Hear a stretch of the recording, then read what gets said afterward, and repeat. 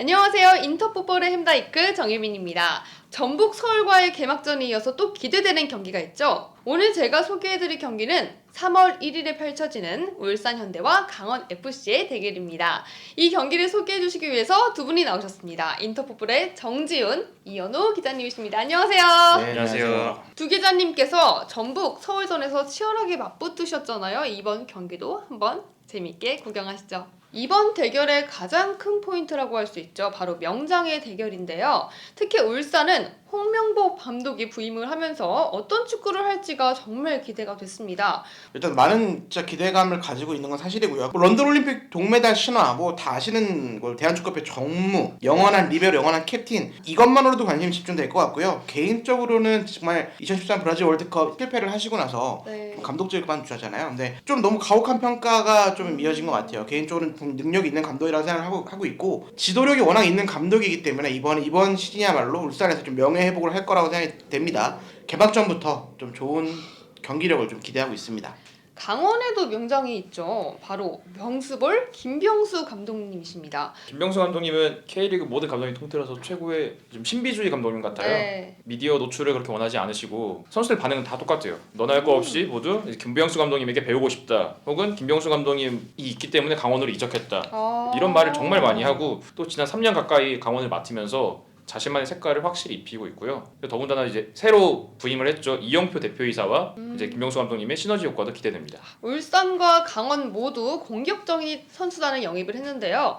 기대가 그만큼 큽니다. 울산부터 한번 설명을 해주실까요? 리빌딩을 상당히 잘해요. 근데 변화의 폭이 정말 큽니다. 그래서 울산에 대해서 좀 반신반의하는 팬들도 있어요. 그러니까 너무 변화가 크기 때문에 일단 뭐 신진호, 박주호, 주니오, 비오닐슨, 이근호, 정동원, 그러니까 지난 시즌 주축이 거의 다 떠나게 됐고요. 대신 좀 젊은 선수들과 그리고 홍명보 감독이 정말 원하는 선수는 다 남겼습니다. 어쨌든 또 영입이 또 분명히 잘 이루어졌습니다. 그러니까 힌태제어, 그러니까 독일 문제에서 뛰었던 이 선수가 좀 왔고요. 이동준, 김지현, 신현민, 박호 등을 영입하면서 전력을 보강했습니다. 신구조화가 잘 돼 있는 스쿼드라고 볼 수 있을 것 같고, 저는 개인적으로 이동준 선수, 이 선수가 정말 잘하는 선수란 말이죠. 그래서 이 선수의 활약 여부에 따라 울산 성적이 좀 좌우되지 않을까 싶을 정도로 기대감을 가지고 있습니다. 상대 강원 라인은 어떻게 되나요? 울산이 우승 후보라고 하셨는데, 이제 강원은 뭐 우승 후보로 언급되진 않지만 강원의 목표는 확실히 ACL 진출.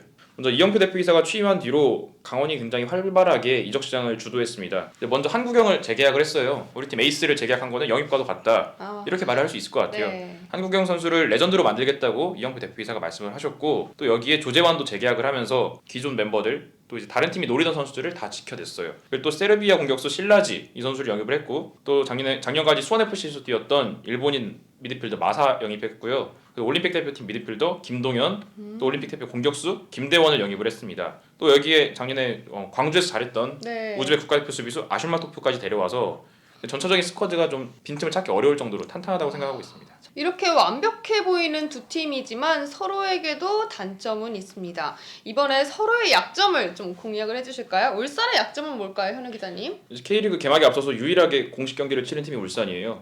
피파 클럽 월드컵에 나가서 2경기를 치렀는데 중앙 수비가 좀 아쉽다는 생각을 했어요. 물론 뭐 불투이스, 김기 이렇게 K리그 정상급 선수들이 주전으로 뛰고 있지만 나올 때마다 큰 실수를 하더라고요. 더구나 중요한 경기 이럴 때마다 큰 실수를 하는 걸 봐서 분명 백업 수비수가 필요하다 생각을 했어요.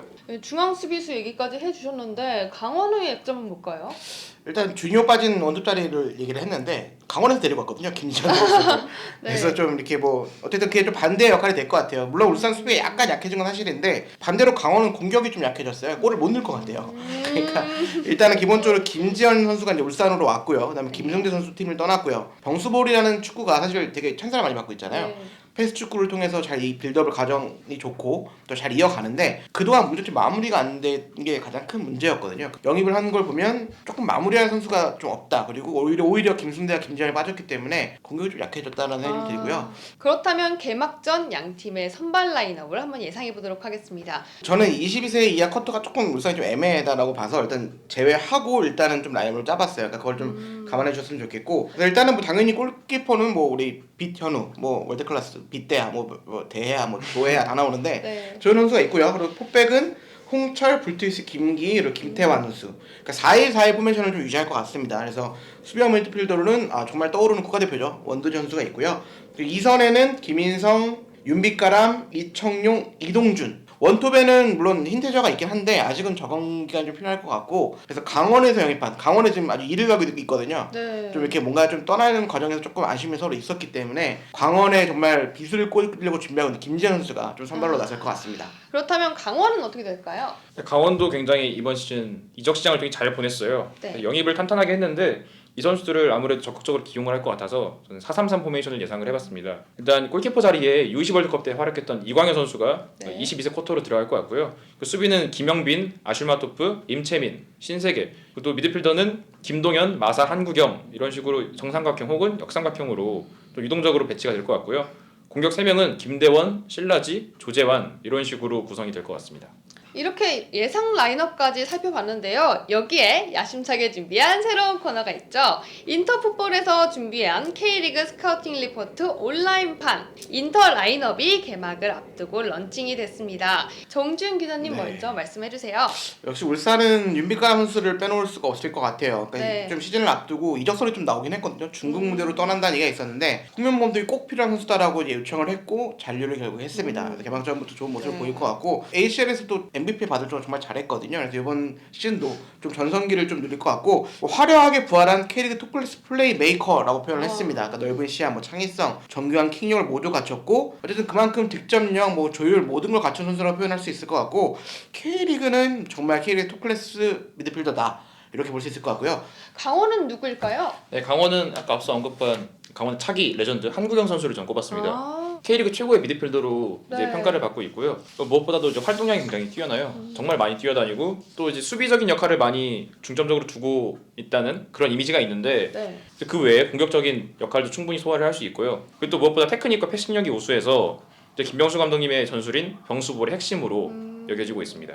이렇게 인터 라인업까지 잘 살펴봤고요. 간략하게 승부 예측으로 마무리하도록 하겠습니다. 아무래도 울산이 안방에서 승리를 하겠죠? 아 그럼 당연한 거죠. 뭐. 안방에서 승리하는 거는 전력 차가 좀 있고요. 기본적으로는 네. 좀 있고 강원이 좀 공격력이 약하기 때문에 울산이 수비가 조금 약해졌을 또 이렇게 뚫어내기는 좀 어려울 것 같다는 생각이 듭니다. 저는 개인적으로 해서 2대0 완승을 예상을 하고 있고요. 울산의 공격진이 정말 화려하거든요. 네. 막히면 다른 사람 넣으면 돼요. 이렇게 완승까지 강원도 질 수 없잖아요. 네, 그렇죠. 이제 강원이 또 잘하는 게 상대팀 가서 원정 가서 네. 잔치집에 재뿌리는 건데 이거 새로 영입한 공격수 세르비아 공격수 실라지 선수가 예사롭지 않다고 합니다. 네. 이 선수가 최근에 6경기 뛰는 걸 봤는데 굉장히 감각적인 골을 넣기도 했고 그래도 기존 선수들과 빠르게 융화되는 모습을 봤거든요. 그래서 이번 경기에서 실라지, 마사, 조재환 이런 선수들이 아무래도 울산 수비 뒷공간을 괴롭히지 않을까 생각을 해봤고요. 강원이 2대1로 이길 거라고 2대1로. 저는 예상해봤습니다. K리그 개막 너무너무 기대가 되고요. 인터 라인업 K리그와 축구를 사랑하는 팬분들의 많은 관심을 부탁드리겠습니다. 관심이 많아야 K리그2와 유럽 축구까지 런칭이 된다고 하니까요. 관심 많이 가져주시고요. 인터풋볼 인스타그램을 통해서 K리그 스카우팅 리포트 온라인판 런칭 기념으로 이벤트도 진행하고 있습니다. 무려 K리그 개막 그리고 첫 골 주인공의 친필 사인볼까지 준다고 하는데요. 많은 관심 가져야겠죠?